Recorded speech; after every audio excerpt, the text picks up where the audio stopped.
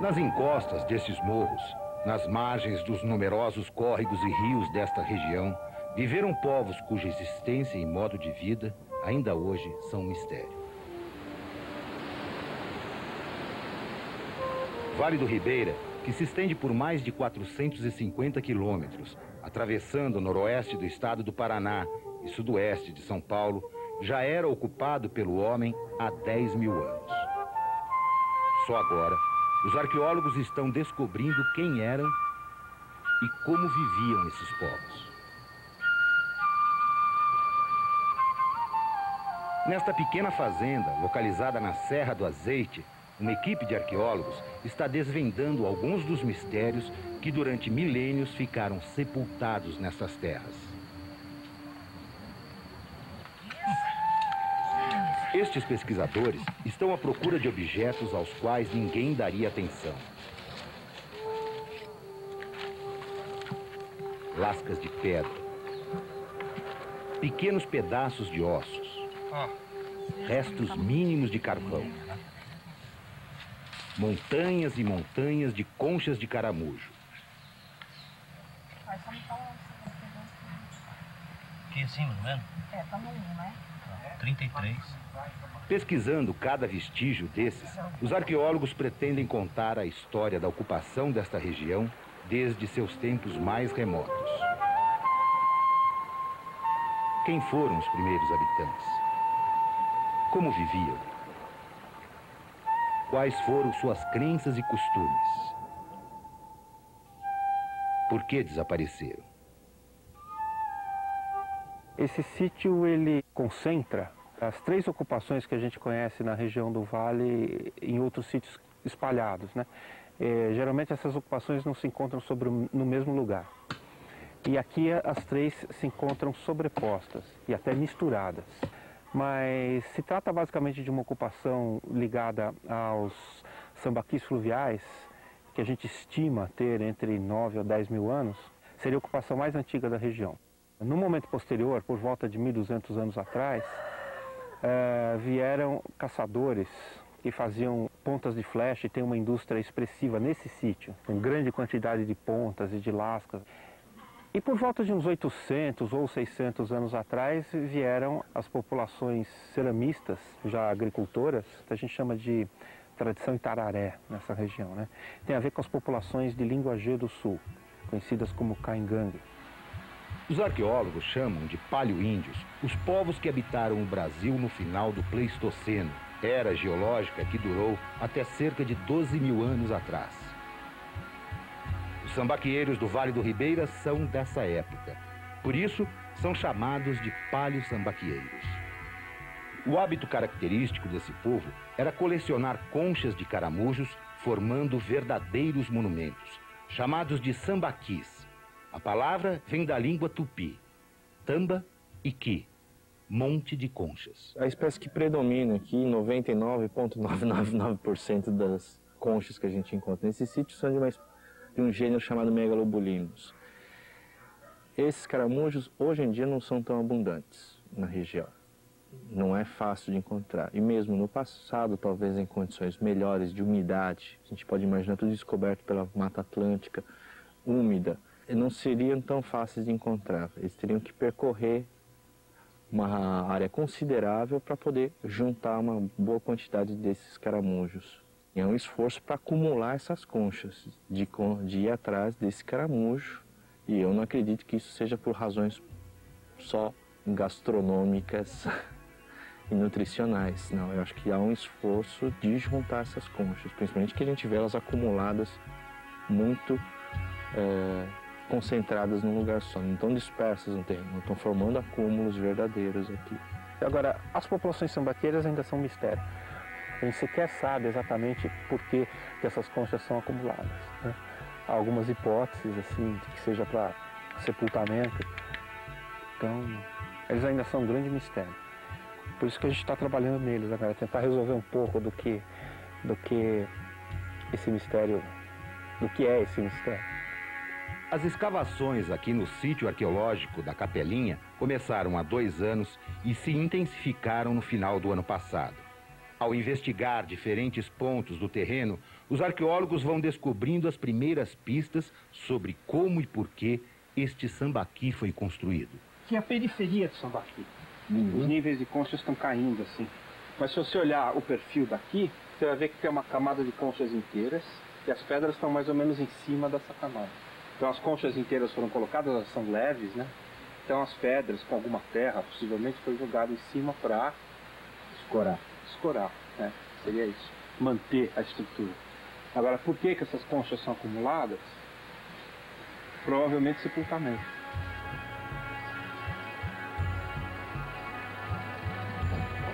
Uma das campanhas de escavações no sítio da Capelinha recebeu o reforço de 10 alunos do Museu de Arqueologia e Etnologia, o MAI, da USP.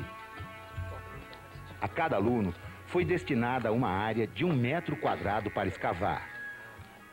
É um trabalho que exige paciência e muita concentração. As camadas de terra são removidas com colher de pedreiro, que é substituída pelo pincel quando algum objeto é encontrado. Com uma espátula é dado o retoque final. Antes de retirar o material, é preciso fazer um croquis com o desenho e as medidas exatas do objeto e do local onde ele foi encontrado. E eles encontraram muita coisa. Esse sítio apresenta condições, eu diria, excepcionais de conservação para o material, para os ossos, né? Ossos e dentes. Então nós estamos encontrando aqui uma grande variedade de material faunístico que representa boa parte então da dieta em termos de caça dos habitantes desse sítio arqueológico. Aqui nós estamos encontrando então porco do mato, veado mateiro, preá, paca, macaco, tatu, além de animais de ambiente mais aquático, né? Nós encontramos vestígios de rã, tartaruga, jacaré.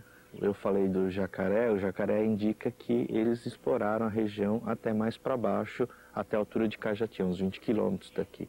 Porque os rios que correm aqui por perto, nessa área, são rios muito pequenos, muito pedregosos, com água muito fria ainda, muito turbulentos, rios com muita força ainda. Os jacarés preferem águas mais calmas, então eu já imagino que tenha sido na parte mais baixa do vale, quer dizer, uns 20 quilômetros daqui, eles estiveram por lá, percorreram uma área relativamente grande para caçar. E encontramos, excepcionalmente, alguns ossos que foram trabalhados. Na maior parte das vezes a gente encontra como na forma de ponta de ossos, mas aqui no caso, esse osso que está na minha mão, é um osso que foi cortado, foram retiradas as terminações, as epífises do osso e polidas aqui. Dá para saber qual seria a utilização dele? A gente só pode conjecturar. Por enquanto nós estamos apelidando isso formalmente de flauta ou apito, mas é só a pura conjectura. Esse osso está dentro de um contexto interessante porque foi encontrado junto ao segundo sepultamento desse sítio. Então pode ser uma oferenda mortuária, funerária, ao indivíduo que está enterrado lá. Além de ossos de animais e objetos líticos, os alunos encontraram restos de um esqueleto, não muito bem preservado, mas já foi o suficiente para eles se sentirem verdadeiros arqueólogos. O trabalho é bastante interessante porque o sítio é bem didático, né? Tem bastante coisa para a gente ver. Não fica muito concentrado, mas o trabalho é bem duro. Que é uma coisa complicada, mas é uma coisa legal de fazer, assim. Às vezes você pega um livro de arqueologia, você até entende, mas é muito abstrato, né?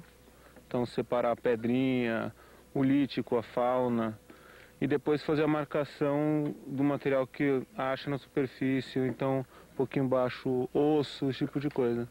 De gente, então tem que desenhar tudo, tem que registrar tudo bonitinho, isso é um pouco mais difícil. Sim, achei interessante como assim, você mexe com pequenas coisas, um pequeno osso que aparece aqui, um pequeno osso que aparece ali, aí você vai perguntando pro Levi ou pro Paulé, eles vão relacionando as coisas, montando o panorama, coisas aparentemente sem importância que eles vão relacionando e conseguem montar alguma coisa, levantar um processo de ocupação, alguma coisa dessas pessoas aí que viveram faz tempo. Agora é muito diferente quando você vê onde está achando aquele material, porque por que aquelas observações, por que a diferença entre camada 1 e camada 2, o que é isso, o que é aquilo, o que é o contexto funerário, dizer que aquele osso foi encontrado perto de um sepultamento, agora fica mais claro para eles.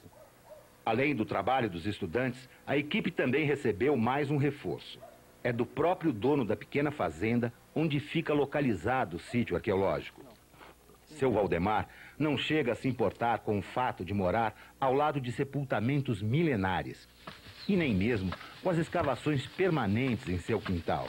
O que incomoda um pouco são os comentários dos vizinhos, alguns deles bastante maldosos. Tem bastante comentário, né? Que tipo de comentário? Que embaixo aqui da terra tem muito ouro e tal, os índios traziam, depositavam aí na área, mas inclusive já tem notícia para baixo aí, a vários quilômetros aí, que eu estou matando o negro e enterrando no fundo do meu quintal, tá? Tá ficando meio esquisita a coisa. A seguir, você vai acompanhar uma expedição para encontrar sítios arqueológicos e saber como a tecnologia está ajudando nas escavações.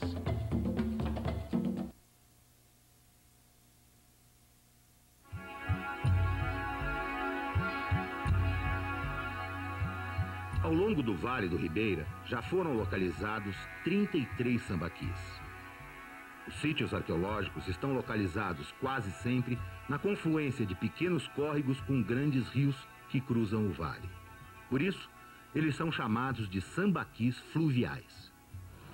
Os primeiros levantamentos desses sítios arqueológicos foram feitos no início da década de 80. Era uma região que já era muito conhecida do ponto de vista ambiental e do ponto de vista de cavernas. Muitos grupos iam para lá e desenvolviam pesquisas e tinha um enorme potencial de ter vestígios humanos, enfim, de ocupações arqueológicas. Vocês esperavam encontrar tantos sítios? Sim, era esperado, até pela posição geográfica que o Vale do Ribeira tem. 20 anos depois de terem descoberto vários sambaquis, a equipe de arqueólogos está de volta à região para localizá-los novamente. Agora, a equipe conta com recursos modernos, como o GPS, sistema de localização por satélite, que vai permitir a elaboração de mapas exatos com a localização dos sambaquis. E a sondagem que a gente fez foi mais ou menos por aqui, ó, nessa área aqui, porque agora está bastante suja. Os moradores coletam os sílex do chão porque quando andam descalços ele corta o pé. Como os recursos tecnológicos não existiam na época da primeira expedição, é preciso lançar mão de antigas anotações. Os moradores informam ter encontrado ossadas humanas quando da construção do poço. E pedir ajuda aos moradores. Varadouro, Cachoeira do Varadouro. Ali perto, né? Lembra dela? Lembro daquelas pedras, não sei aquele negócio de pedra. Um pedaço de... a gente veio olhar aí o lugar que tinha cemitério de índio. Deixar alguma coisa? Nós estamos aí pelejando para achar esse lugar, viu?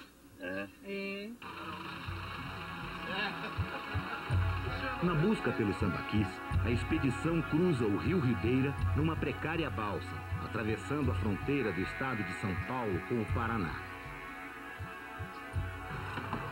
O caminho não é lá muito confortável.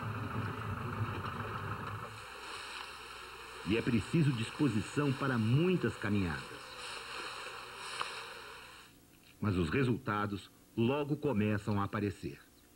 Às margens do rio Ribeira, a expedição encontra um sambaqui que foi cortado por uma estrada. Ferramenta lascada. Os arqueólogos vasculham a área e fazem uma descoberta surpreendente.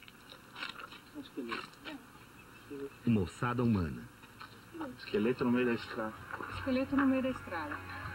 Aqui, uma parte do esqueleto. Mais adiante, um crânio, estampado no leito da estrada.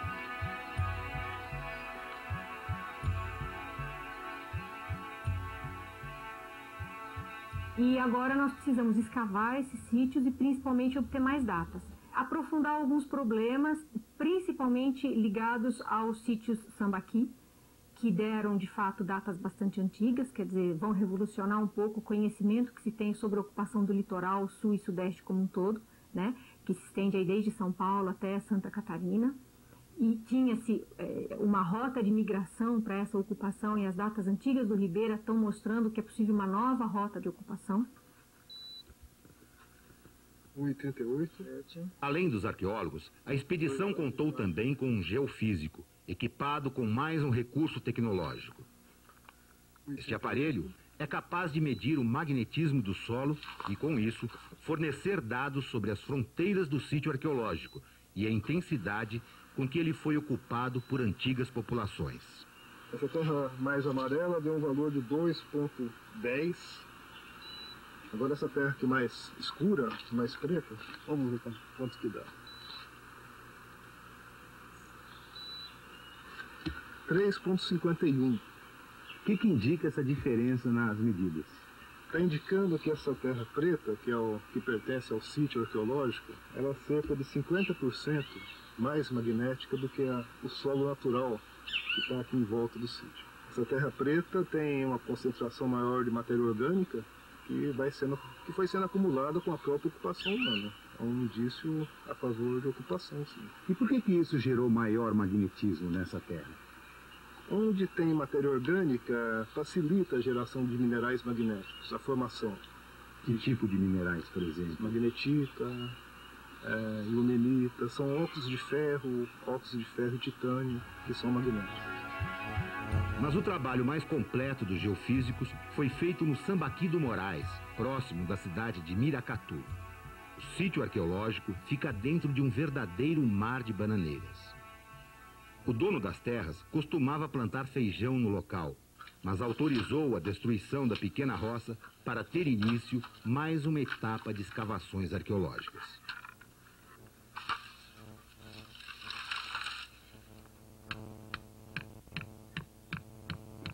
Antes do sítio ser escavado, os geofísicos fizeram um levantamento completo do local. Primeiro, o terreno foi transformado numa espécie de tabuleiro, com medidas e ângulos precisos formando cada quadrado.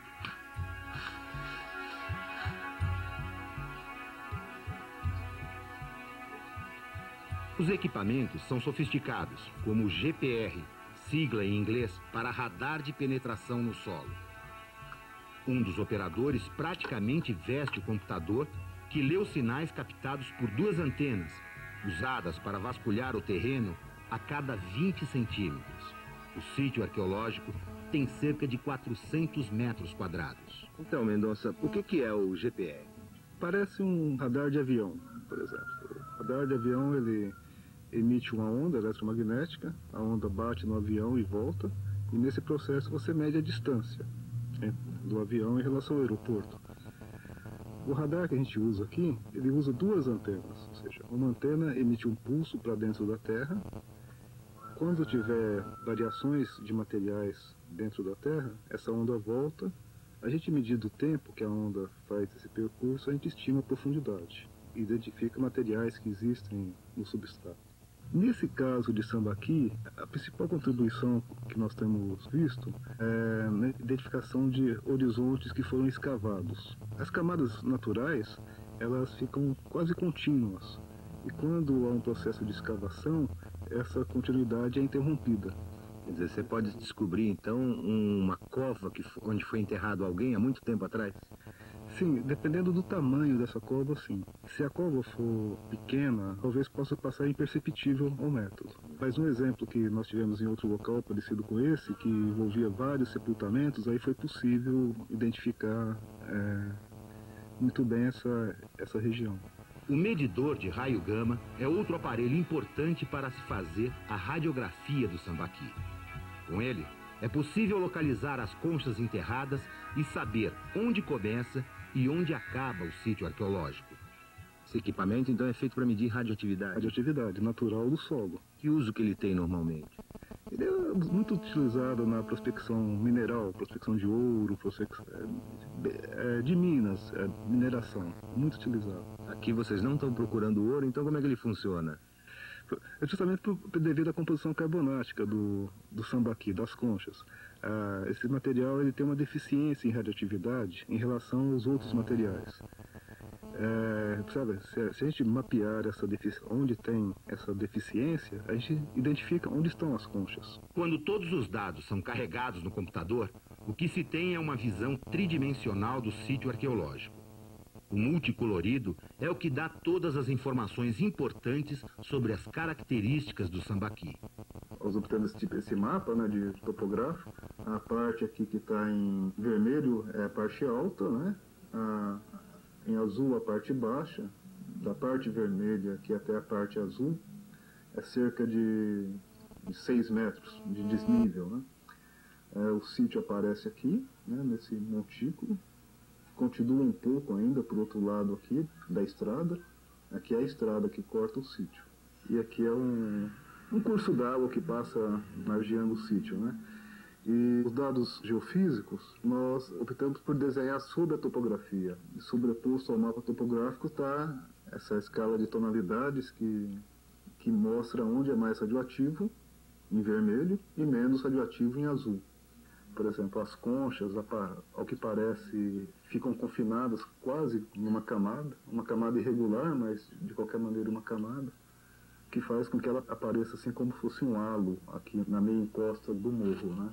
Algumas questões não estão bem resolvidas ainda. Por exemplo, essa anomalia magnética que aparece aqui, nessa tonalidade vermelha, aqui a gente vê que elas estão associadas a rochas naturais, né?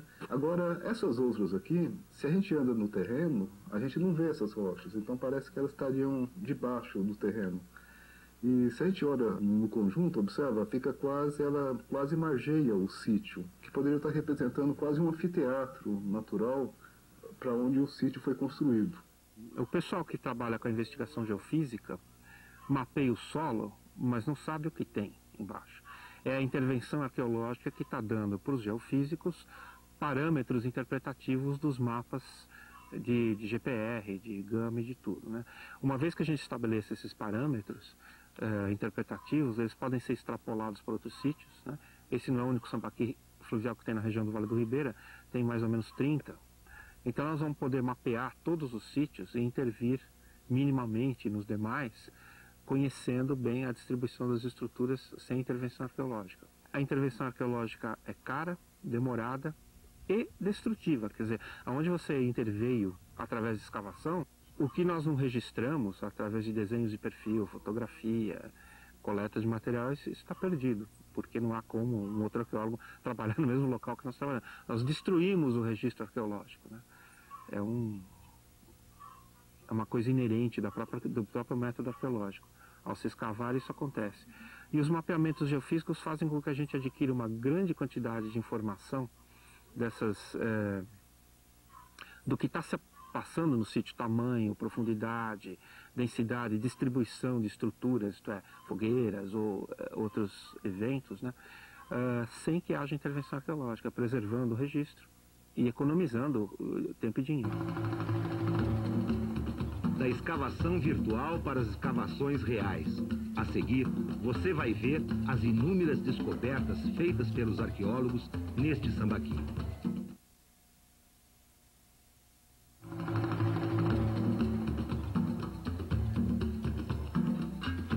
Uma grande equipe de arqueólogos e estudantes chega para realizar 2 semanas de escavações no Sambaqui do Moraes, que iriam revelar novas descobertas. O uso da enxada é só para tirar o mato, porque todo o trabalho será feito na base da colher de pedreiro e do pincel.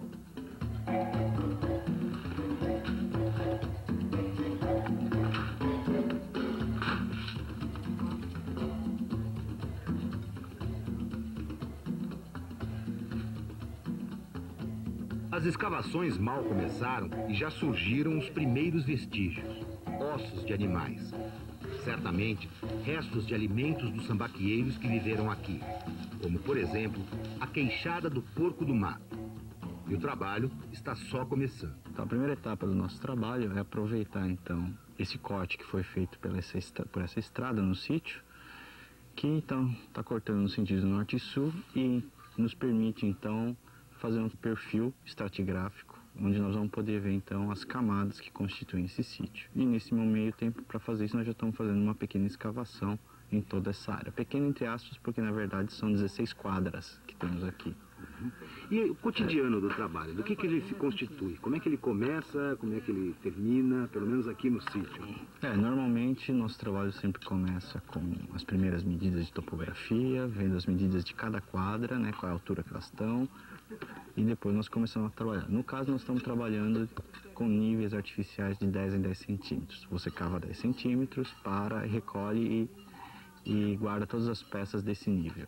E depois mede de novo para ver se realmente você desceu 10 centímetros e continua descendo mais 10, mais 10, mais 10, mais 10 e assim por diante. Para a gente ter um controle então da profundidade e ao mesmo tempo vamos fazendo as anotações se está mudando a cor do solo, se está mudando a constituição do solo, das coisas que nós estamos achando, sempre tomando cuidado então se nós encontrarmos o que a gente chama de estruturas, né? Fogueiras, sepultamentos, etc. E aí quando encontra alguma coisa significativa, como é que é feito o trabalho de registro disso? Aí nesse momento nós temos duas etapas, né? Primeiro o material começa a aparecer, né, na medida da escavação e nós passamos a fazer uma decapagem fina, que a gente chama. Nós começamos a trabalhar de modo a fazer as peças emergirem do solo. Nós não cavamos um buraco para fazer elas aparecerem, mas nós trabalhamos em toda a quadra, para a quadra toda descer, para até que o objeto fique como pousado em cima da terra, como se ele tivesse acabado de cair no chão. Feito isso, esse material então passa a ser documentado. O que é? Em primeiro lugar, nós desenhamos as peças em papel milimetrado, com as coordenadas então desse material, a posição dela no espaço. Boa parte do material aqui da terra, né, que sai tem que ser peneirada, porque muito material não vai ser visto na hora que a gente está cavando, provavelmente, já que é um solo escuro, tem muita concha, então é muito confuso de enxergar muitas vezes as coisas. Então esse material é peneirado para a gente poder recuperar a maior quantidade de material arqueológico possível. Esse sítio está prometendo? Esse sítio está bem promissor, sim. Nós estamos encontrando muito material. Ele é um sambaqui fluvial, né, que de certo modo está diferente já do Capelinha. Primeiro porque é um sambaqui puro, não há outra ocupação, evidência de outra ocupação em cima. Segundo lugar, nós estamos encontrando muito mais evidências de material que vem do litoral, incluindo então dentes de tubarão, conchas que vêm do litoral em muito maior quantidade do que a gente viu lá no Capelinha. Este dente de tubarão foi encontrado numa quadra onde logo depois uma nova descoberta chamou a atenção de toda a equipe. Aos poucos surge da terra um colar feito com dentes de macaco. Você já vai levar a caixa de cerveja. Vou levar o colar. Você vai levar o colar, a caixa de cerveja. Tem mais, tá? Tá todinho aqui. O que é isso? Colar. Ó o colar aqui, ó. Olha, que legal. Olha os dentes. Todos É uma aranha furados, subindo ali. Uma beleza. Aponta isso aqui. você. Muito bem. O colar encontrado é idêntico a este outro, descoberto num sambaqui litorâneo. Os dentes de tubarão serviam de fecho para o colar. O autor da descoberta já se sente recompensado por tanto suor e trabalho. Começou 1, 2, 3, aí foi aparecendo um atrás de outro, foi muito bom. Então, é a primeira vez que eu estou fazendo trabalho de campo, aí é bastante trabalho, né, porque a gente acorda cedo. A gente aqui no campo, a gente muda um pouco aquele conceito romântico da arqueologia, né? Que você vê o pessoal escavando em filmes e a gente imagina que é uma coisa romântica, né? O trabalho ele é bem árduo, ele é duro, ainda mais nós estamos trabalhando aqui no sol, né, numa temperatura acima de 30 graus, então a gente vê a dificuldade do arqueólogo mesmo. E eu estou adorando e estou me identificando demais, eu sempre assim, desde garoto, gostei de campo, desse tipo de vida aqui. Então estou adorando, é o que eu quero mesmo. Olha, cansa, você soa pra burro, mas ao mesmo tempo você se diverte. Ah, é legal, só que eu queria achar alguma coisa que eu só acho pedacinho de osso e pedra lascada. Né? O que você queria achar? Ah, qualquer coisa, um artefato mais trabalhado. Não, é legal, porque o bom é que o que os outros estão achando, a gente participa, a gente vê junto, então vira como se fosse o sítio de todo mundo. Mas é só na segunda semana de escavações que começam a aparecer as descobertas mais importantes, os sepultamentos. E eles são muitos. Alguns estão bastante fragmentados e dispersos no terreno, tornando difícil uma identificação mais exata à primeira vista. Parece ser de uma criança, bem pequena. Tá no lugar e tem muito ocre, apesar de pequenininha, parece que é gente mesmo. Tô achando que Aqui pode ser a bacia. Se for isso aqui, seriam os ossos do braço. Mas eu não sei ainda com certeza. Tá difícil, pode ser uma omoplatinha dele. Mas a priori eu acredito que ainda seja mesmo a cabeça dele espatifou, espalhou nos ossos e o resto do corpo tá aí. Fragmento de crânio aqui, ó. Mandíbula também. Então, aqui, disparo da bacia. Esse espalhamento deles aí significa que é um ou dois? Ou a perturbação que as raízes causaram remexeu todos os ossos de um esqueleto, ou são dois. Então resta saber se a gente vai encontrar mais um sacro, por exemplo, aí não tem como, né? Aí são dois. Ou se é um só mesmo e foi remexido. Mas à medida que as escavações se aprofundam, começam a surgir ossadas humanas completas, totalmente preservadas. Os esqueletos estão numa posição encolhida que seria impossível de ser adotada caso os enterros ocorressem logo após a morte. Por isso, os arqueólogos acreditam que são sepultamentos secundários, ou seja, o corpo poderia ter passado por algum processo, como a defumação, para depois poder ser dobrado dessa forma e enterrado. Esse aqui é o sepultamento 7 do Sambaqui de Moraes. A posição dele ele tá orientado, ele tá deitado, a cabeça dele tá para cá, a bacia dele para cá, então ele tá orientado no sentido leste-oeste, cabeça para o oeste, certo?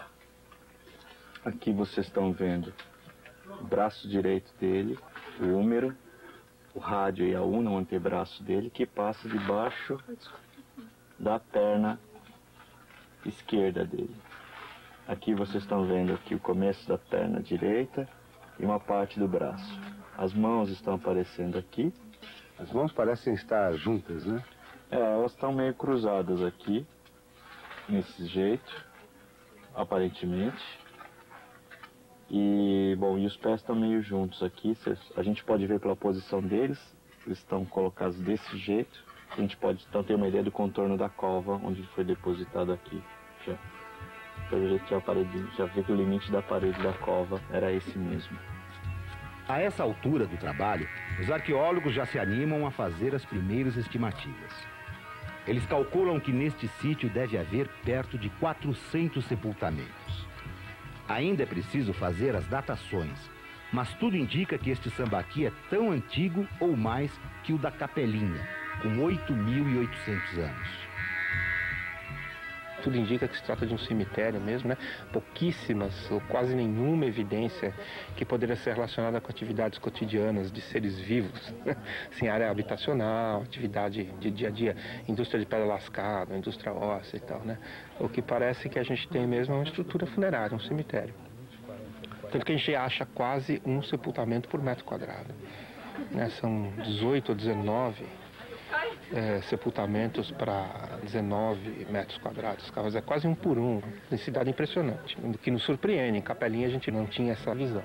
Uma escavação feita bem no centro do Sambaqui também ajudou a tornar mais claro o método de construção deste cemitério.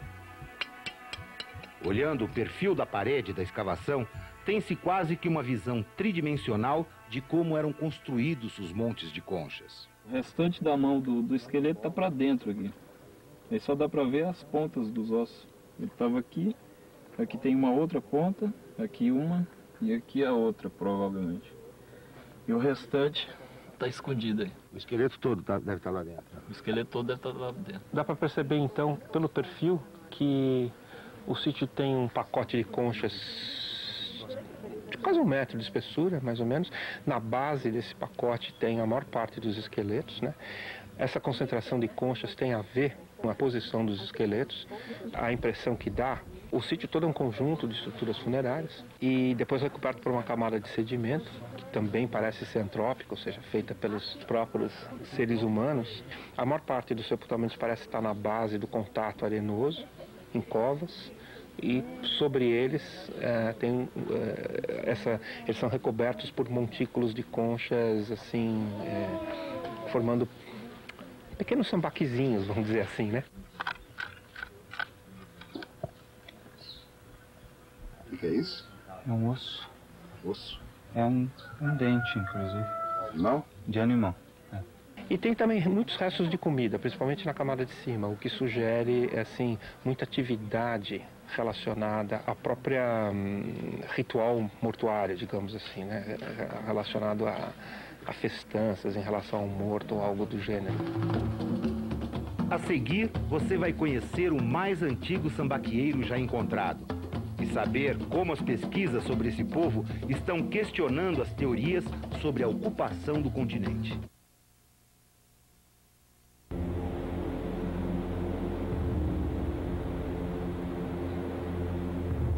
Ao longo do litoral brasileiro, existem centenas de sambaquis. Os maiores deles, formando imensos monumentos, ficam no litoral sul de Santa Catarina e foram construídos há cerca de 5.000 anos. No Vale do Ribeira, as datações são mais antigas. Os sambaquis fluviais têm cerca de 9.000 anos.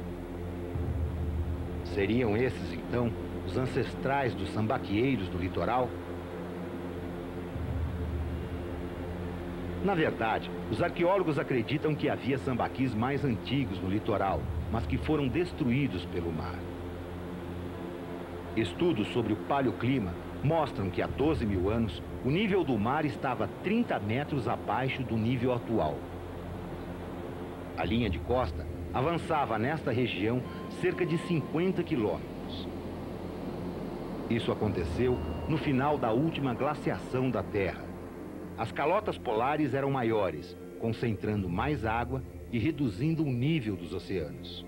Portanto, a gente associa esses sambaquis do interior, a população desses sambaquis do interior, com populações que a gente poderia dizer paleossambaqueiros, os sambaqueiros antigos, que já no litoral a gente não encontra mais, porque os sítios foram destruídos com a remodelagem da paisagem litorânea.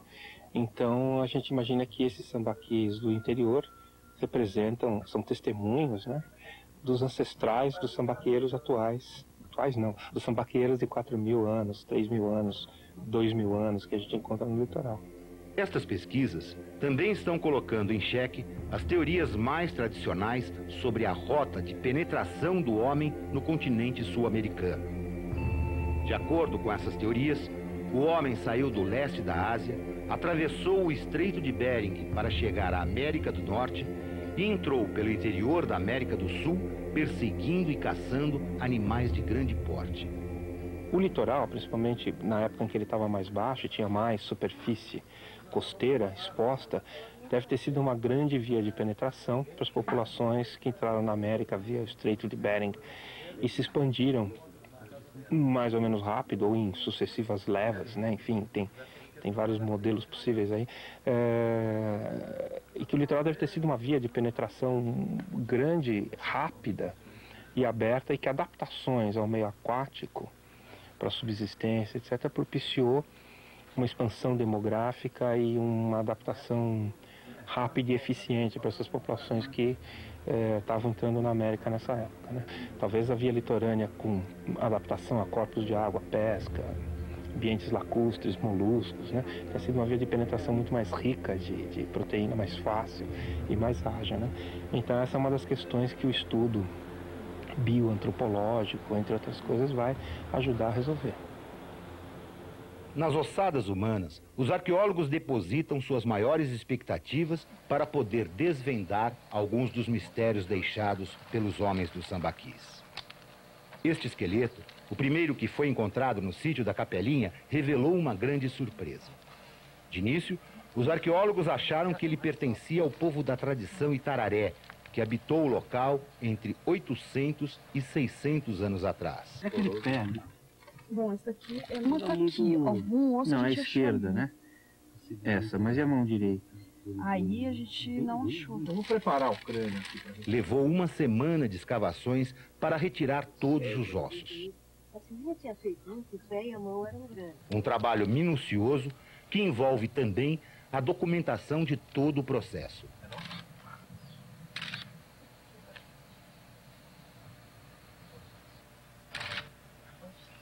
No Laboratório de Antropologia Física da USP, Universidade de São Paulo, o esqueleto é objeto de mais dedicação, precisão e paciência. E esse osso aí você já identificou? Bom, aqui tem várias coisas. Tem vértebra, tem um pedaço da escápula e deve ter mais ossinhos aqui ainda, que é porque tá com muita terra, então ainda não dá para enxergar tudo, né? Mas tem mais vértebras aqui. Primeiro, é retirada toda a terra que envolve os ossos. Aqui é. Uhum. Depois, cada peça é lavada e colocada para secar. O corpo de um ser humano adulto tem cerca de 220 ossos. Mas aqui, o número de peças é ainda maior, pois muitos deles estão fragmentados. Foram quase 5 meses de trabalho para reconstituir a ossada. 8 meses depois da escavação, chegou a grande surpresa: o resultado da datação feita em laboratório nos Estados Unidos. Este esqueleto tem 8.500 anos. É a ossada humana mais antiga encontrada em um sambaqui. Agora, tem início outra etapa do trabalho bastante difícil: descobrir o que os ossos deste sambaquieiro podem contar sobre a sua vida e a de seu povo. Então, uma das primeiras coisas que a gente faz quando a gente analisa o material que já foi limpo, já foi curado, ou seja, que a gente coloca pedacinho com pedacinho, tipo montando quebra-cabeças, é a gente estimar sexo e idade. Sexo em primeiro lugar. E o sexo a gente pode ver tanto pela pelvis, que é o melhor indicador, porque a gente sabe que as mulheres têm a pelvis em geral mais larga e adaptada para o nascimento de um neném. Então, o que a gente faz? A gente pega a pelvis, e aqui realmente não é muita coisa, e o que a gente tem de indicador aqui de sexo é somente esta curva daqui. E quanto mais estreita essa curva, mais a gente pode falar que se trata de um indivíduo do sexo masculino. E depois tem outros indicadores de sexo no crânio, que seria, por exemplo, a glabela, que é a protuberância dessa parte aqui acima dos olhos, que a gente vê de perfil, que aqui está bastante pronunciada. A gente vê aqui atrás também, no occipital, que ele tem uma protuberância. E essa protuberância está aí porque aqui tem os músculos que seguram a cabeça ereta. Portanto, quanto mais pesada a cabeça, maior tem que ser a força muscular para segurar essa cabeça em pé e maior é essa protuberância aqui. Então, esse indivíduo aqui é possivelmente do sexo masculino. A análise de outros ossos do esqueleto, como as vértebras e os dentes, também permitiu estimar a idade deste homem quando ele morreu, entre 25 e 35 anos. E outras pistas fornecidas pelo esqueleto também estão sendo seguidas. Agora, o que a gente vai poder entender bastante bem, já nos próximos meses, é que tipo de atividade que essas pessoas exerciam. Tá? Então, a gente, voltando ao nosso personagem, a gente vê aqui na clavícula, na verdade, nas duas clavículas, esses dois buraquinhos que vocês estão vendo aqui, tá? Esses dois buraquinhos aqui não são normais, eles são típicos de quem faz movimentos desse tipo com uma frequência muito grande. O que isso quer dizer, se isso quer dizer remo, não sabemos ainda. Mas, enfim, é uma das coisas que a gente pode estar verificando através dos ossos. O laboratório de antropologia física está agora repleto de ossadas de sambaquieiros, descobertos nas escavações do Sambaqui do Moraes. No balanço final, foram encontradas 23 ossadas que agora também vão passar por um longo e minucioso estudo. Enquanto isso, no laboratório de arqueologia da USP, a movimentação também é grande. Começou a mais longa etapa da pesquisa e também a mais difícil: o estudo da imensa quantidade de materiais retirados nas escavações do Sambaqui do Moraes. Enormes quantidades de restos de fauna vêm para o laboratório, uma quantidade razoável de materiais líticos vem para o laboratório, muitas vezes amostras sedimentológicas, carvões que vão fornecer datações, uma série de croquis e desenhos de campo que precisam ser passados a limpo e retificados, né? Perfis. Essa versão aqui é uma versão melhorada, didática, né? Do perfil feito em campo. Então, todas essas atividades, as ditas atividades de laboratório, são as atividades que vão permitir que a gente quantifique os vestígios arqueológicos, qualifique, né? Quer dizer, veja o que são os vestígios arqueológicos. Por exemplo, sacos e sacos de fauna, restos de alimentação da população sambaqueira foram coletados. Eles vêm nesse estado, sacos e sacos de fauna, né? Depois da análise de laboratório, nós vamos poder fornecer percentuais de quais são os animais mais caçados, os animais mais frequentes na dieta, estudos de dieta vão poder ser feitos, e a partir disso, relação dos sambaqueiros com o meio ambiente, esse tipo de coisa, né? Mesma coisa materiais líticos, eles são coletados em campo e a gente até faz uma primeira apreciação deles, né? Mas em laboratório são medidos, a gente vê as características tecnológicas, como foram feitas, etc. Muitas vezes a gente estuda sinais de uso e pode, então, dizer em que materiais esses artefatos, ferramentas, né, de pedra lascada foram utilizados com madeira, ou com fibra, ou com couro. Os arqueólogos estimam que as pesquisas sobre os sambaquis do Vale do Ribeira ainda vão levar 2 anos para serem concluídas. Ainda falta responder a muitas perguntas sobre esse misterioso povo. Os arqueólogos conhecem bem seus cemitérios, mas não sabem onde eram suas moradias. Descobriram que eles formaram sociedades mais antigas, numerosas e complexas do que se imaginava, mas desconhecem seu destino. Foram extintos por outros povos, misturaram-se. Cada mistério que eles decifram acaba levando a novos mistérios, encobertos por 10.000 anos de história.